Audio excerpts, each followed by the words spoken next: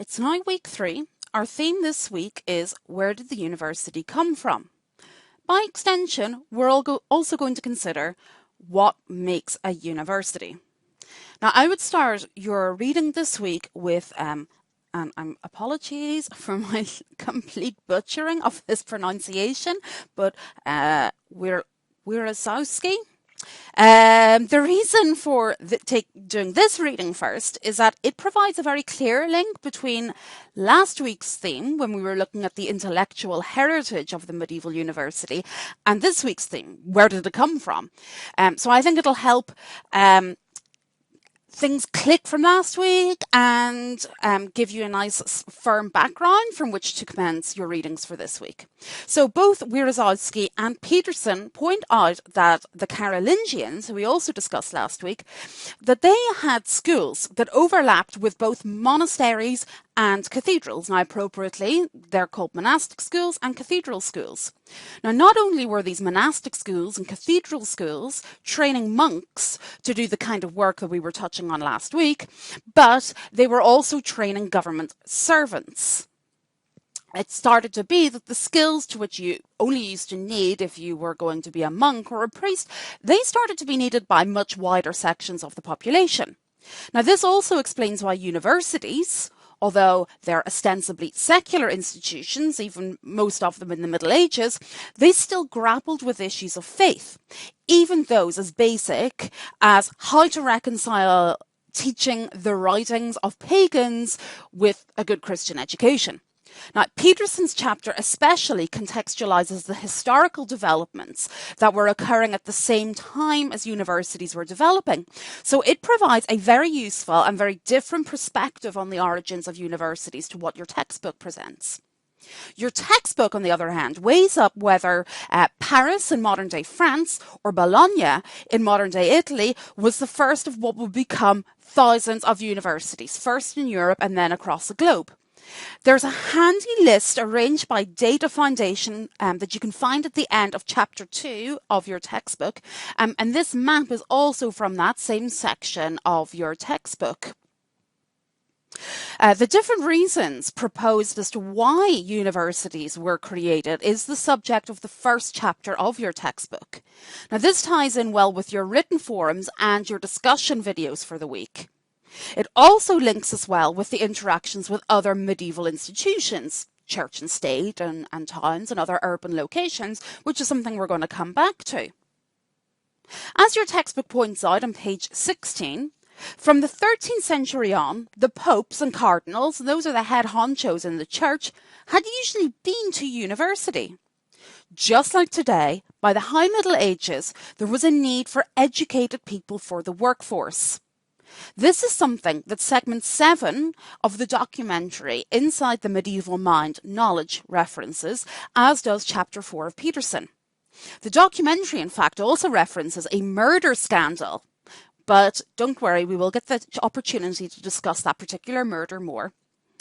So page 26 of your textbook discusses how people back in the Middle Ages viewed supposedly more mechanic and scientific courses of study.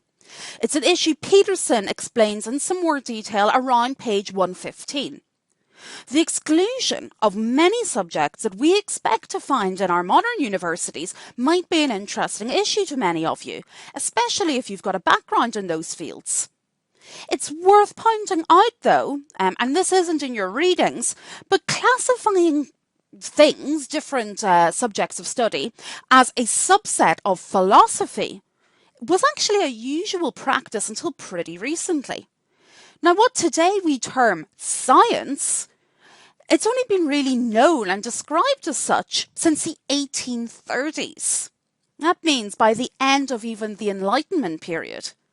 Before the mid-19th century, what we today call the natural sciences were known as natural philosophy. So on page 29 of your textbook, it's pointed out that the organisation of subjects into 4 faculties also persisted into this time. My point being, don't be so hard on these medieval people. They're making phenomenal developments that weren't going to be altered until the modern period.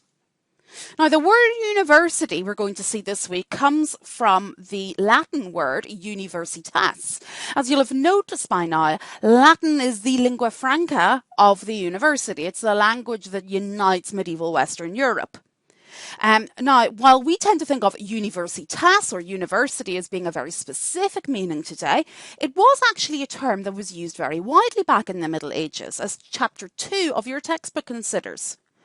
Universitas meant just a community or a corporation. What this means is that the modern university in large part evolved out of the same structures as medieval guilds operated. But what is a guild?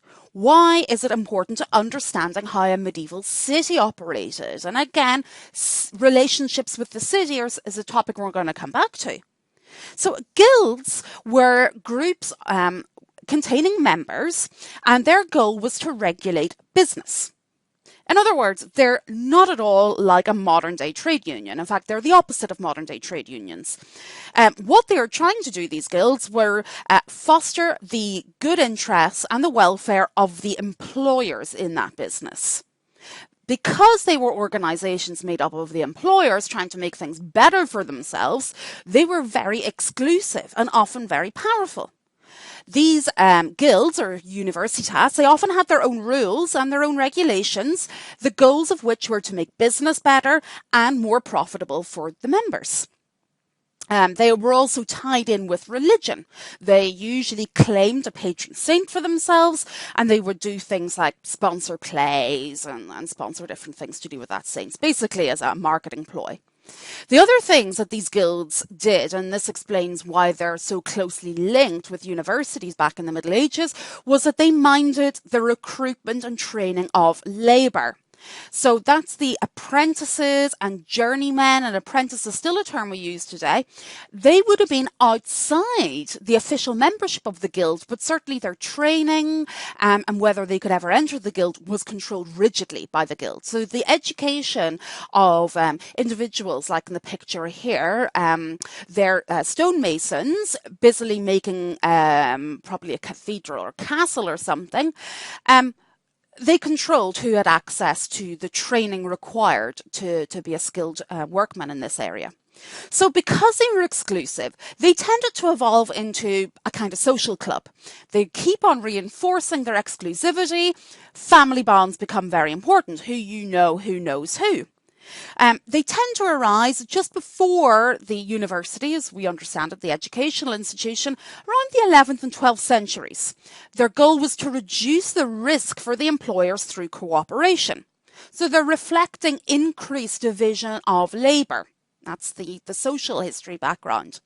The guilds also had a charitable role.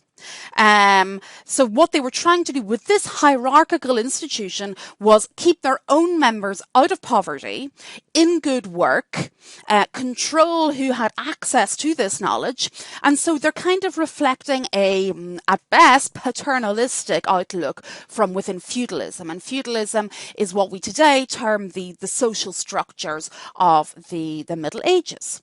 So when we place it within this wider guild context, it's pretty easy to see how a university evolves out of this, but also how most of these universities that we're talking about in this course have a peculiarly urban social distinction to them. They tend to be very strongly associated with cities and towns. So the second chapter from your textbook for this week, it also serves as a really good background to the issues we're going to go on to consider in more depth in the coming weeks. For this week's theme, though, what is important about it is it tries to explain what made the university distinct as an educational institution. And this is a good point at which to watch segment 8 of the documentary. The documentary explains very quickly how the University of Cambridge came to be founded at the beginning of the 13th century, but like chapter 2 of your textbook, it also provides context for us going forward. All the readings that you've been given this week discuss the subjects that were taught at universities. I think Peterson actually does the best job of explaining how these subjects came to be adopted within the university and why they are particularly associated with university education. I draw your attention to around pages 109 to 113 in Peterson, and this explains how the scholastic method came to evolve, came to be. Now, this is also known as scholasticism. So the scholastic method, or scholasticism, it underpins so much of the medieval university. This method affected what students were taught and also how they were taught. And obviously, we're going to talk about both of these things in a lot more detail in the coming weeks.